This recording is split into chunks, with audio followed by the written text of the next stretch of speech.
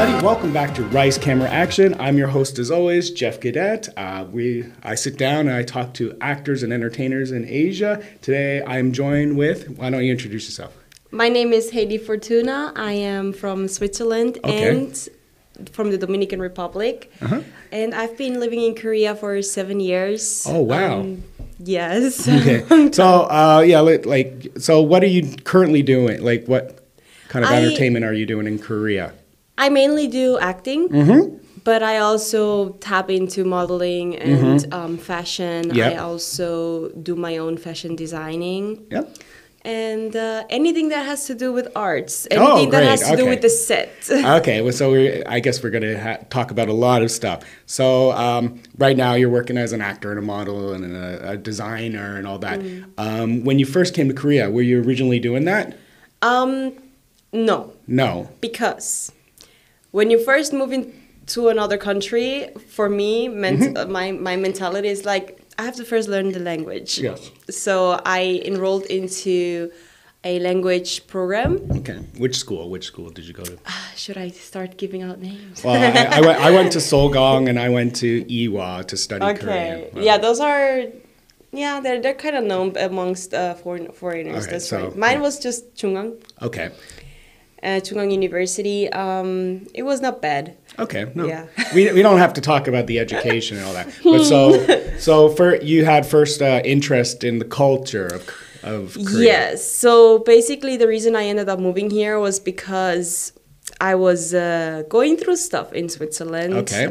So yeah, I grew up and lived in Switzerland, so that's why life there was very monotone. Okay. And I just had finished my diploma in architectural drafts designmanship stuff. Jeez. And I was like, yeah, it's nice. I'm getting a nice paycheck, but I feel like there's a lot missing. And I was trying to look for a way to start pursuing acting. Yeah. Because that was my original plan. It's just, family issues. You don't have to go into that. But it's okay. Okay. No, but in the sense of that, like fulfilling my duty as a daughter to my mother, finishing up my profession, not quitting midway, kind of thing. Like we don't have quitters in this family. Even if you don't wanna do something in the end, you still go to the end and finish it. Okay. Things. That's so you've been here for 7 years. You came. You're studying Korean in the very beginning, and then when did you kind of switch over to the entertainment? So after my language program, I actually enrolled into the University of Chungang as well, and I started a bachelor's program, 4 years program in TV broadcasting and entertainment. Okay. So you have a lot of knowledge. You could design the building that you're also shooting in. Or a set. But you can use construction design for anything. So then after that, that's when you switched into acting? Exactly. So my focus was mainly on acting, but I ended up also doing production, directing, and writing. Jeez, girl, just focus. Stay in one lane. That's what I'm saying. Like, I want to focus on one thing, but why? It's hard to find the people around you that go well with what you want to do, right? Yes. So, and I feel like a little bit unlucky in a sense that I did have mainly Chinese students as my classmates, which had very little fluency in Korean. So communication-wise, for all those projects that the school would give us to do, it was very hard to work together. Okay, yeah. So I ended up trying to find my own little group with other foreigners who at least I could communicate with English or with Koreans, like a nice mixed group. And that's how I basically survived the university. So listening to your story and your tale, so by the time you graduated in broadcasting and television, that's probably when also COVID started too.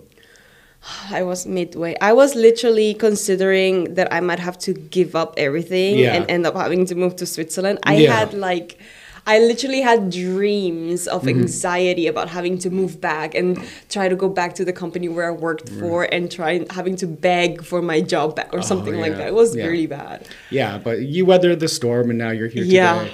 I survived 2 years, like basically the last 2 years. I basically attended university during COVID. Yeah, exactly 2 years. Okay, so now that the pandemic's out, and so how do you feel the entertainment atmosphere is now that you have all this certification and you've weathered the storm, and now you could do what your passion is, right? Yes. So after graduating, I entered a entertainment company and. Ever since then, I've been basically doing all the freelance stuff. Cool, right? yeah. Like with the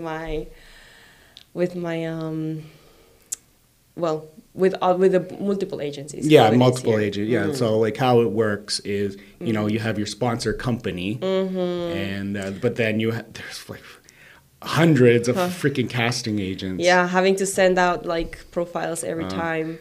But yeah, no, I've been still lucky, I feel like, since I had that university experience.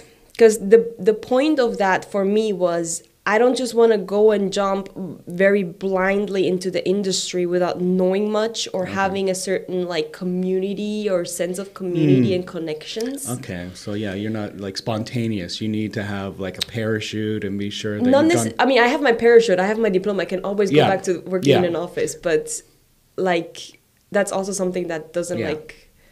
But you kind of want to walk before you run into this. In a sense, yeah. I just want to know who I am working with. I just want to know who I can trust in a sense, like finding, exactly. Well, yeah, exactly. This is probably going to be the big area that we're going to talk about, because like I've personally, we actually, this is our first time meeting too, so I might be talking about like stuff that you have experience. Don't worry.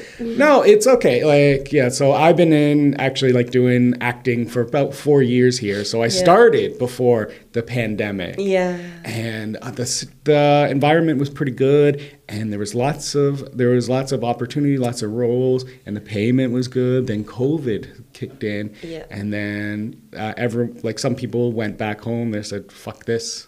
But then some other people, like myself, weathered the storm.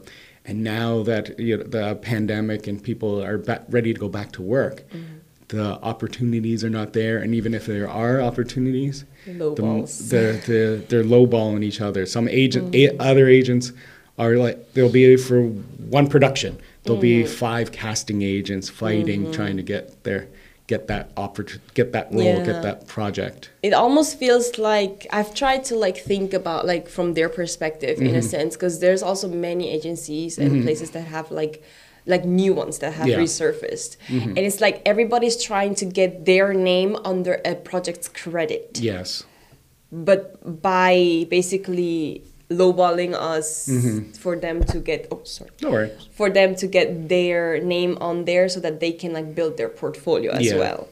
And while I understand and to some level respect that, it's still ethically not right. Oh yeah, but it's not right, but they have to survive too. Exactly. And what really what I've also experienced too is I guess like long ago there was like only maybe 1 or 2 casting agencies, companies, and all that stuff.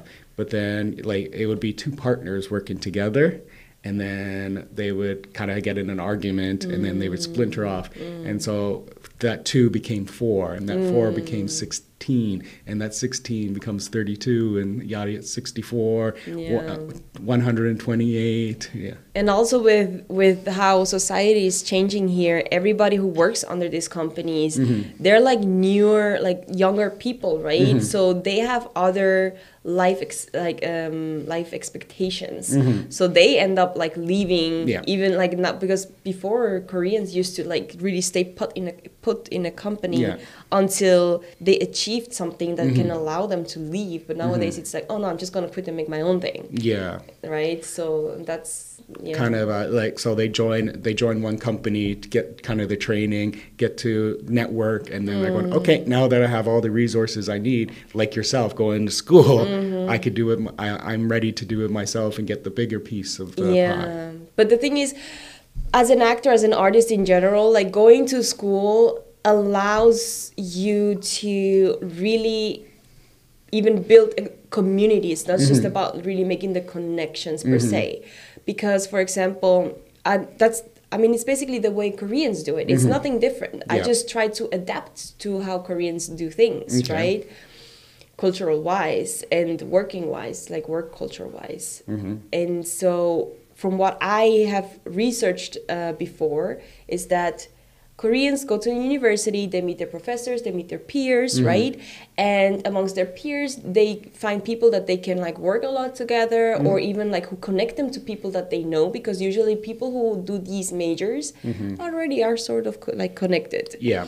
And then also the professors, right? They can give additional opportunities or like certain chances for apprenticeships or like internships with them or people that they know of based on how well of a relationship you build with that professor, like academically. Yeah. If they see, oh, this student has some talent, like they end up taking you under their wing, right, as their apprentice. Yeah. And then they say, oh, this is my talented hube. Yeah. And things like that. And you end up like basically moving up a ladder in that community that person has. But like in the acting community, I don't see that. Like that's more behind the scene, the staff, Behind the scene, the staff and all that stuff. But I don't know if that really works in front of the camera. Like in front of the camera, in the end, it's different. Yeah, like, but that's why I say they try to see specifically like your skills and talents, right? If they see, oh no, like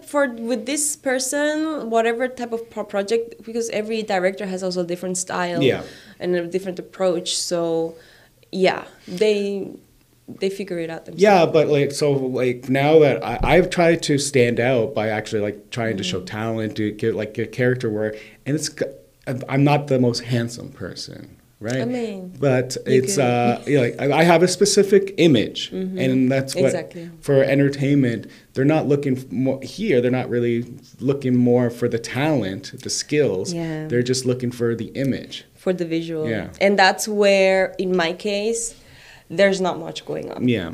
So I have to either really like reach out to people and be like, oh, hey, even if it's like backstage, I want to be on set. And then, or I can help translate something because I know a bunch of languages. So I can help them with those type of like background development. And they see that I do certain projects and they're like, hey, would you like to try this? Like, how about we work on this together? Like, and then if I'm interested, I say yes, of course. If it's in front of the camera, almost always yes. Yeah. So like what you're saying, you remind me actually of my friend Arthur. He's from Brazil, but he speaks Spanish, Portuguese, English, Korean, probably even a few other languages too. And he does a lot of sometimes he's on the set and he's working with me, but then he also does a lot of administrative work and like production and casting. So like he'll just get a project and go to Mexico and be the interpreter for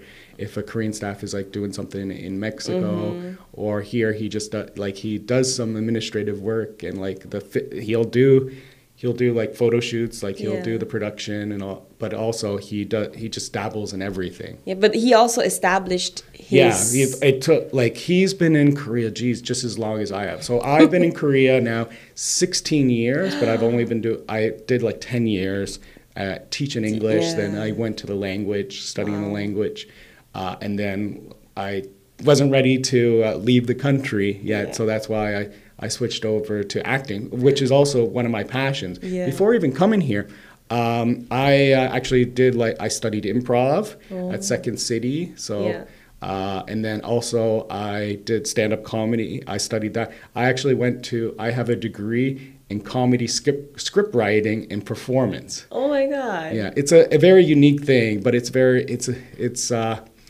you can't. It's hard to use because Yeah. once I graduate, basically, it's just one of those It's one of those fine art degrees. Like, well, now that you have the skills, go practice them. Yeah. There's no real networking it's even I had to even take a step back once I graduated and like focus on just making money, getting a job. I worked in a bank just so I could pay my rent because. Really, comedy is you're just doing it. You have to go out and practice it until you get better. And there's like it'll take maybe a couple of years even for you to get your first paycheck. That's right. So I had to take a step back, and then I came to Korea because my sister recommended, and she was teaching here, and I wasn't really doing much. So then I came here, and again I forgot who I was, and I just abandoned my hobby and was an English teacher, and then listen, I always liked performing. I'm a funny person, so I'm getting back into it. I'm trying to show it. So when did you start again in Korea? So I came for 1 year back in 2006. Then I returned for a year, and then I came back because my girlfriend couldn't come to Canada at the time, so I came back and we spent time together, and now. But then, we were together, for 8 years, and then we separated. So in 2008, yeah, I came back in into that. Yeah. And you've been here ever since? Yeah, I've continuously been here ever since. Wow. Yeah. Wow. I came 2016, so. Wow. I'm actually an old man. I don't look it. Yeah, which is good, though. It's good. Well, even this is causing, even for castings. I mean, that's relative here. Yeah, but they say, this and this age, but in the end, it's whoever looks. Well, that's the thing. So I submit my com card, my portfolio, and it says my age, which is now 41, and then they're going, "Oh, sorry, you look too young for these 40-year-old roles." So then there'll be a cast, and they're looking for 20s and 30s. So I submit that, and then they're going, "Oh, but you're actually 40. We can't hire you." What? So, yeah. That's so weird. The hypocrisy of that. And even that, this is Korea, which is world famous for plastic surgery and skincare and trying to stay faking their face. For trying to stay youthful. I'm in this whole middle ground. Yeah, but that's so crazy. Maybe you should try just coloring your what's it called, beard? your beard and hair. Well, even I think actually my beard, I'm thinking about even shaving it off, because also there are some roles that I might not get because I have my beard. Yeah. But honestly, they're looking more for a clean shaven person. For a businessman, this look does not work. Okay. But if I was clean shaven, possibly, and I could lose a couple pounds too. That's more the business yeah, but I think that's really, but that's also something that I see in different mentality for between casting directors or whoever casts. Yeah. And here in Korea versus the US or Western in general. Yes. They can imagine you, they can see you in a role even with your beard or whatever. Right. But here it's oh no, we want to see it. Change your you don't get paid to change your appearance. If I were to go with because I have very curly hair, and I would have at the beginning I would straighten it all the time with the iron, and straight. I would get work. Yes. Oh yes, me with this. I'm Latina, but at the same time I don't really look it, so I can transform they just cast for anything. Last month there was a big audit. They're filming a movie, and I think it's about Korean archery, Olympic archer he goes in and he ends up in South America. They had me auditioning as one of the tribal chiefs. No way. That's one of the two samples that they sent me. It was the Latin president and the tribal chief.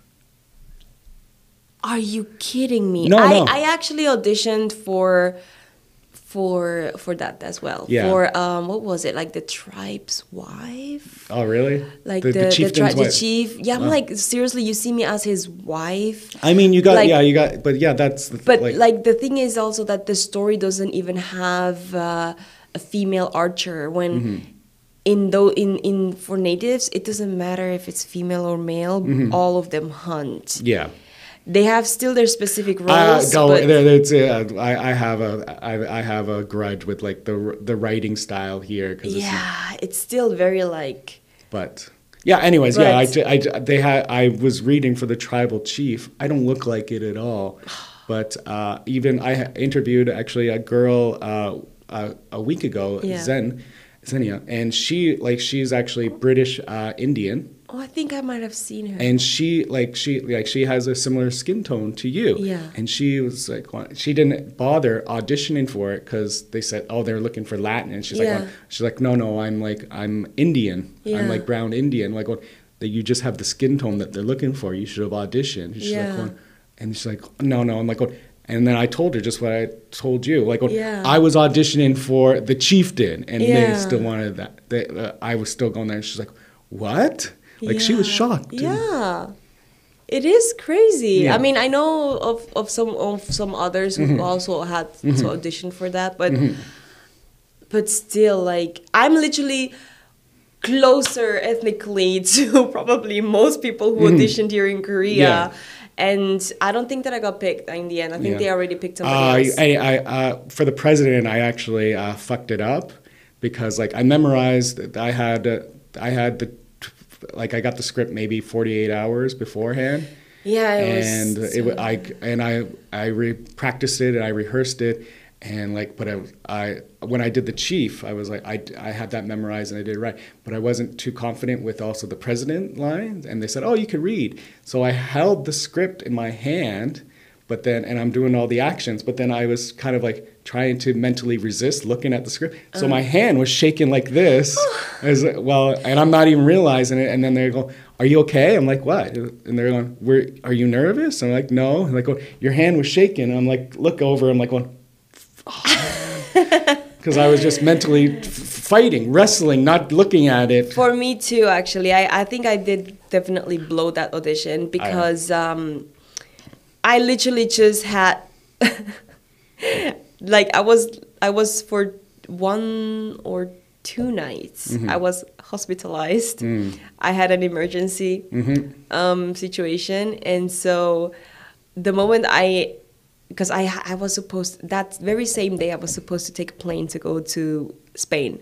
Okay. For a fashion week there, and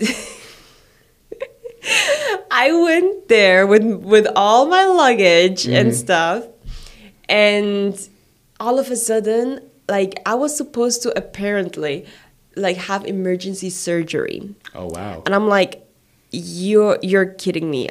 You're telling me that I'm supposed to go on a plane in less than 48 hours and I am to go into a surgery that you don't even know if it's really necessary because you need to open me up to check. Well, like, what the? You don't want if they're thinking surgery, you don't want to kind of ignore that kind of. I mean, medical I advice. know, but it's literally like checking if one of my ovaries was twisted, and I'm like, are you kidding me? Oh, maybe that could have waited, but but like, even like I feel like it felt so absurd. Like, the analysis of that felt so ridiculous. Yeah. Like, they did all the scans and everything, but still. Yeah. And anyway, so I went to the audition, and I was like, I did definitely not have time to practice or check the whole text again because I was literally lying in the hospital, half passed out because of all the painkillers. And I make it there, and they couldn't postpone it for later. Yeah. Right? So I'm like, oh, I have to go. But like, I hate it when I have to go somewhere very unprepared. Yeah. And then... I kicked myself and kept going, I should have did it much better. Exactly. Even if I wasn't suited for the role, I should have given 100%. And, I only gave about 70%. Like the night before was my friend's birthday, and I stayed a little too longer, and I had a little bit of alcohol in my body when I showed up. And I just wasn't. But that's the thing. The Monday and the Tuesday. Basically, I think it was on Tuesday that it was my. Mine was on a Sunday. Yeah, so I still had Monday, so I was planning on utilizing that full day and half of Tuesday to like really focus on that, because up until Sunday I was filming a short movie. Yeah, it's hard to memorize stuff when your head's filled with medication. So many, yeah, with medication. Like I had it there. I had the paper with me just in case I took it with me in that emergency situation. Yeah. But I still could not. Yeah, well, now I've told myself, like, well, no, I will never have the paper again. I'll prepare myself much better because, like I said, I wanted to use the paper. I had the chance and I had it out, and I just fucked it. I made it much worse because I was even wrestling, trying to fight it. That's also something, like, when I was in that room, first of all, usually there's like a process when you enter an audition room, right? So I'm familiar with that more or less from my university days, because they really say, oh, you go in and do this and this and that.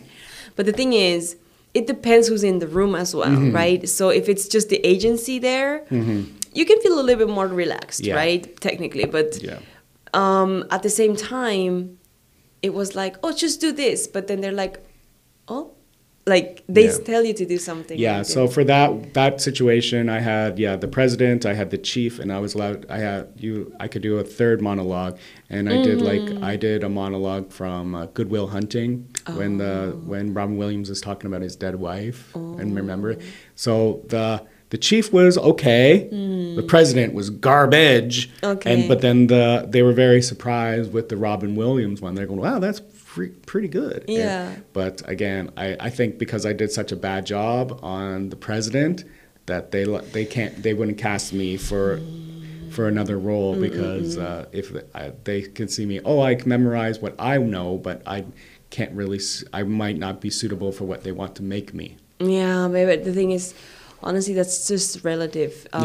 Most projects here feel very rushed, especially the expectations they have for foreigners. It's like, oh, you don't need to be a professional, but you need to memorize this within so and so many hours. So here's a question for you. When they do cast you, what role do they sometimes put you as? So for me, it's very different. Based on ethnicity, obviously, I always apply for Latino and or Caucasian, actually. It's just when I do Caucasian, I just go with just like a bun or something where you don't see my curly hair, which is very sad. But other than that, I've been cast as a Malaysian, wearing the hijab and everything, and literally, like, what was it, from an Arabian restaurant, the girl working there, she literally thought I was from that, and spoke to me in the language. I get cast. I get cast often as Russian because I look more Russian than even half of the Russians here. Okay. Yeah, it's very strange. Yeah. So there was a movie that came out a few months ago, Kilboksung, and I was cast as the Russian bartender. And like they put like tattoos. I remember. And like some of the Russians are my friends, and they go and like they had me suited up, and I had my beard was very long, and my friend Dimitri, he goes, bro, you look exactly like my father's best friend when I was like serious. Can I take a picture, please? Can I take a picture? Like going, I can't believe it. Let's take a picture together. Oh my god. I'm sorry. Yeah. No, it's cool. That was a good invitation. Well, I'm just imitating my friend. Yeah. Exactly. Well, I think even when I even got in, like when they saw me, we had to do stunt training too because it's a big fight scene. Like I didn't really have a lot of fight scenes, but there was so some of the people actually started 2 weeks before me for one action scene, and then when I showed up, they're like, "Hey, the real Russian is here now." Oh my god! Oh, that must have been fun though. Yeah. Yeah, but like for me, I really get cast in almost everything that they think. Sometimes even like black, which is yeah, well, yeah, I with your don't- skin tone, yeah, you could basically The thing you're is, they everything still- except American or British. or black, at least black American type. Yeah. But like, or American. I even apply for American stuff because I'm like, you say American, that's very broad. Because America is literally everything. Yeah. Even an Indian person can apply Yeah. as an American. Like, it's Yeah. ridiculous to even Yeah. say it like that. But yeah, I applied. I always apply for everything that I think ethnically is not insulting to that country, and depends also on the costume and the thing. Like, for example, the thing that I did as a Malaysian, I only took it.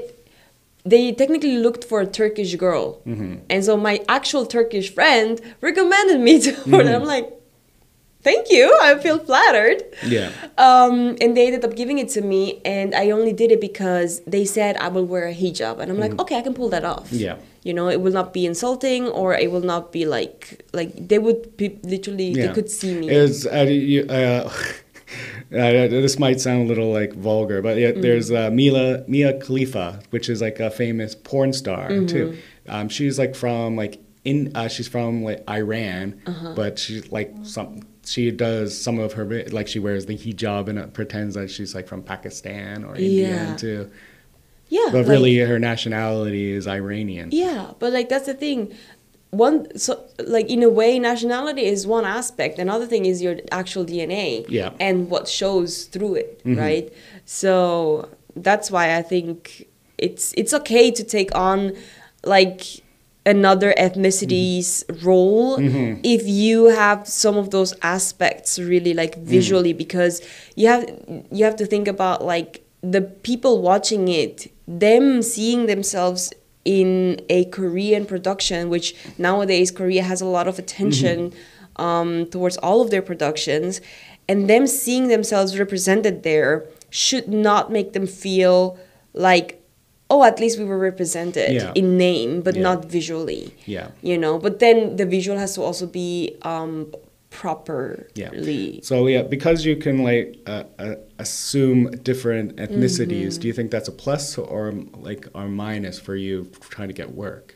In Korea, I see it as a plus for getting a lot of offers.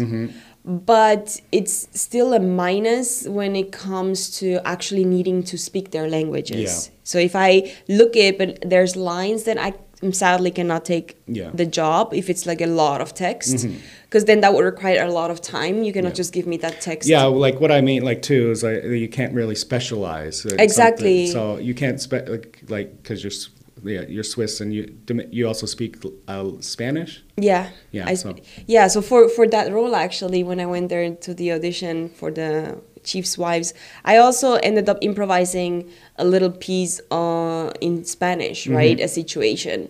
And that one felt the most natural out of everything. Yeah. That they made me read. I ended up reading too. Yeah. But yeah, it was really hard, and I never like to tell them, oh, I was like I've gone to the audition in this movie, I already know how it goes. Like the Korean he gets I guess abducted by the natives in South America, but then he proves himself as a good hunter, and he does the Olympic style archery, which is different from theirs. So they actually teach him the native archery, and then now I'm even seeing the castings for it. They're looking for Olympic people to for Olympic shooting scene, and so basically the main actor is going to be like losing, and then he's just going to close his eyes and focus, and then he, instead of doing the Olympic style, he will do the native. He'll do the natives thing, and he'll win the gold medal. Okay. And everyone will cheer, and everyone will be happy. And the natives will have their land saved too. Yeah. For some reason, it's involved. Yeah, and it'll be like kind of like an experience. People will go there to study this new style. And that's yeah. I mean, it's a very basic idea. It could be 30 minutes, but this is going to be 90 minutes. Wow. Okay. Yeah. I mean, then again, they definitely will try to like include a lot of the characters. It's not an original idea. It's not. I mean, I know it's based on a true story. Okay. That's all I know. Like, but yeah, it's for me that I just felt like it was nice that there's a project that kind of literally was focused on Native Americans, because you don't have that so much like in any mainstream media. And Korea is kind of like becoming mainstream. Yeah, I would say popular. it's still it's not quite there yet, but like people, because there's so much hype about it, like it's getting there. But yeah, the project itself is very interesting for me. Yeah, so like as like Korea grows and gets more known internationally for their movie, but they also have to they actually have to be more accurate about the stuff that they're doing. Yeah, they do have to, or they just have to really involve like actually bringing people from over there to come here. Well, yeah, that's the thing too. Like, so there's even like different classes of actors here, I would say, and so one of the lower classes, I did this for a while, is surprise actors, and like but I have when I auditioned for some movies. I didn't get it because I was seen as a surprise actor. Yeah. And then I've even heard friends that they were doing, one friend that was doing surprise for a little bit, and he got chosen for a movie. It hasn't been released yet. I'm not going to say what it is. Or who, but then he had a big role that couldn't be edited out because it was part of it. And they had already filmed it, and they actually went to Australia to film the second half. So they already had all the budget spent. It was now into the post-production kind of thing. And the director sees my friend on surprise. Yeah. And he suddenly calls the casting agent. The casting agent then has to call my friend and go, "Why didn't you tell me you're on surprise? The director just called me and he's very pissed off." Because now it brings down the quality of the casting for this movie. But that's ridiculous. Yeah. You know why? I mean, it really, like, surprise for me, it actually kind of helped because I got to learn how, like, production does. Yeah, that's the thing. Like, I understand that they want to, like, maybe, like, have new, fresh faces in a sense. But honestly, anybody who's on surprise, nobody knows them, really. They don't gain fame through this. Well, yeah, so I actually ended up, like, quitting surprise because this is what I found, like, I had my own experience and I heard my own. It's like, okay, this is not bad. So I had to, like, though it was like helping me survive, I just couldn't have that stigma of it. So I quit, and like I was able to wash myself of the surprise dirt. But now they're playing rerun. They're filming new episodes and they're splicing in other old episode bits from they've already filmed, which pisses me off because I'm trying to separate myself from that. For me, it was actually funny in that casting when they asked me about my experience. I've never been on Surprise, but I've done another like historical drama. Yeah, and I had lines. I was like the main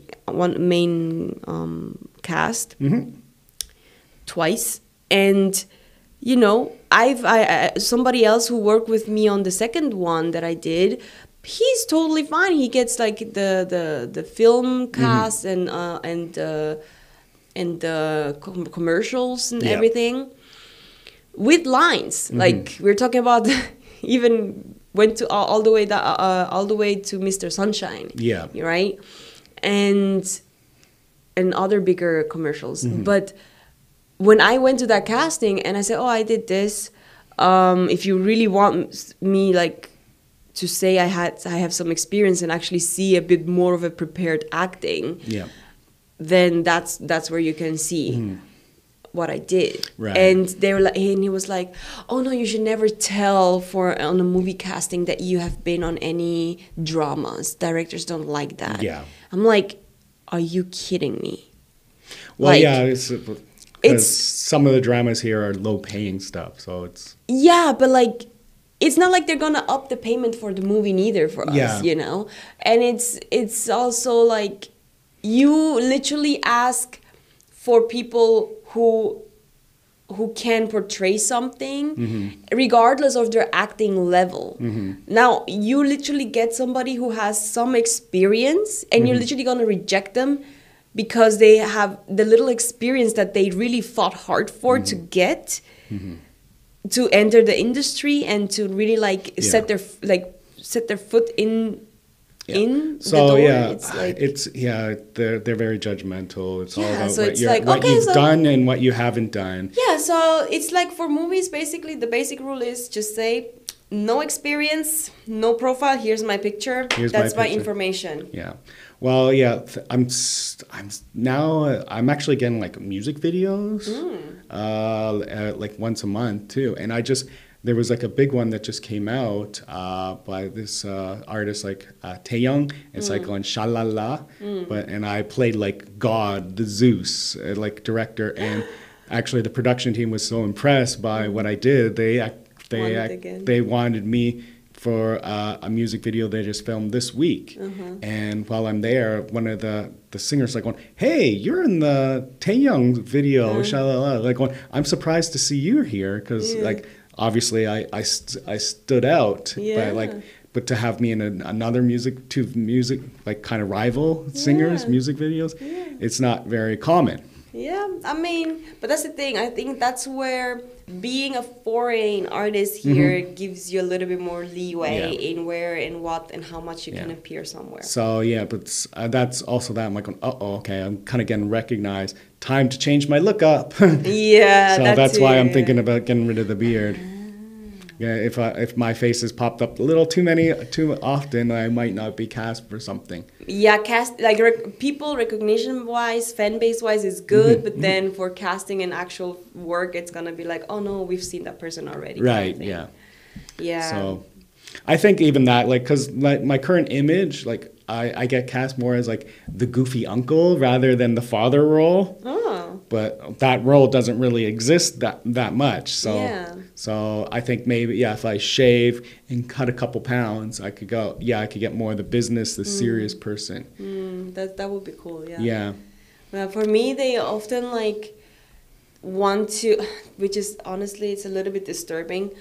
Now age-wise, I can portray the roles age-wise based on like society standards. Even though I am not a mother, I can play those roles, right?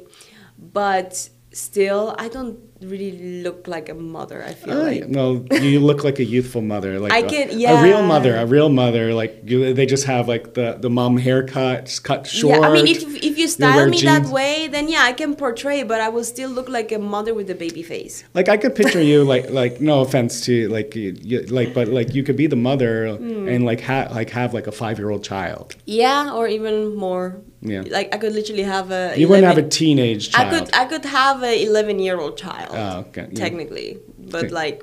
I could see you if I close my eyes, I could see you like kind of in a model role, with a child about half your height. Yeah, that's true. Yeah, definitely. Like young children or even babies, like that's that makes sense. But still, the fact is, like when I see the way that they cast the family that I would play in, I'm like, okay, so the father looks really matured or maybe a little bit too muscly, too well built to be a father. My friend that often gets cast for father roles, he's like, I'm too muscly. Like when he shows up to the set, but the clothes don't really fit him. Too. I mean, you have some people who could still like, because it's not an unrealistic picture, but still. But then you see them, they look completely more like different type of maturity. They have a different type of maturity compared to me. And if I was the casting director, I would be like, actually, no. Either you find somebody who looks more ethnically similar to me, or that kind of matches the same features. It softens the look a bit and it looks more natural as a family. Or you just cast another woman. Right. But the thing is, when I see... They have an image in their head. But the funny thing is, when I see other female models or actresses who get certain mother roles, I'm like, you literally cast a 20-year-old super skinny model for a mother role. who you clearly know she barely has any life experience. Right. But like they don't cast realistically. But the thing is, they built that image Mm-hmm. of this super mature man Mm-hmm. in his 30s with this like almost 10 years younger model Mm-hmm. who's supposed to be a mother, Mm-hmm. and then the children. Yeah. It's like, what does that say about the visual perception you give to society about what a family Oh yeah, should look like? it's that, and so the mother has to be skinny and It has to be a model. very youthful, modelish. But then the grandmother is the other spectrum, like fat, pudgy, like bad hair, like not all bad the skin, lines you can find all on the the face. lines, and there's no middle ground. They go Yeah. from skinny model to like elderly, like out of shape woman. Or even for like older mother figures, it goes either super young and hot to like Ajuma style with the curly hair, like the super like wavy hairstyle. Yeah. Like for Korean casting, but like even for foreigners, it's like that weird standard of like from model to almost PhD professor type of look in a woman. There's as no a mother role. realism when they're doing this casting. Yeah, there is. There was a casting for, they were looking for, I heard it was a drama, like a Korean couple were in the States and they go into an electronic store, like a mobile phone store. I got that casting too. But I didn't get it. But they're like looking for like the electronic store. And the people that were getting off, they were getting like these 6 foot, slender European models for being the workers. Like for a newlywed couple. Yeah, but the electronic store employee, they had they were casting like model like people for the employee. I'm like going, I look like someone that works in a mobile phone store. Exactly. They're too handsome to be behind the counter selling a Samsung Galaxy or an iPhone. Yeah, I know. Even the thing is, even within normal people, there is a more handsome, more beautiful type of like commercial like look that stands out. And then you have like the like high fashion type of models that are just what that industry sets as beauty and like the model look, right? Like super. And then when I see these like high fashion models getting like these acting roles, they're just so used to like whatever, like photography, like being photograph models, or like that they're acting so bad because they're just they cannot act, they don't their movement is very robotic because there's no emotion on their face. Exactly, they're used to posing and changing based on that. But actual flow, body control, and like from the like as an actor or even like a commercial model, because that's still, I think, should be recognized as a different type of acting. Yeah. But that they cannot, and memorizing the lines that they have to do and actually expressing what's they don't know the happen. emotion behind it. But they get hired for the looks and that's it.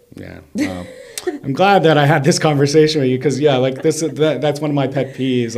I don't get like there's jobs I could do, but I'm not cast for it because they're just looking for a specific look. Like a non-realistic look. Like even they say that they want this look, but then they want the high fashion model type of that look. So that's really like a pity, because many projects could really stand out way more and attract actually more customers. Yeah. Well, I would like to thank you for joining me on RCA, Rice Camera Action. Do you have any social media you want to plug? Yes. I'm mostly active on my Instagram.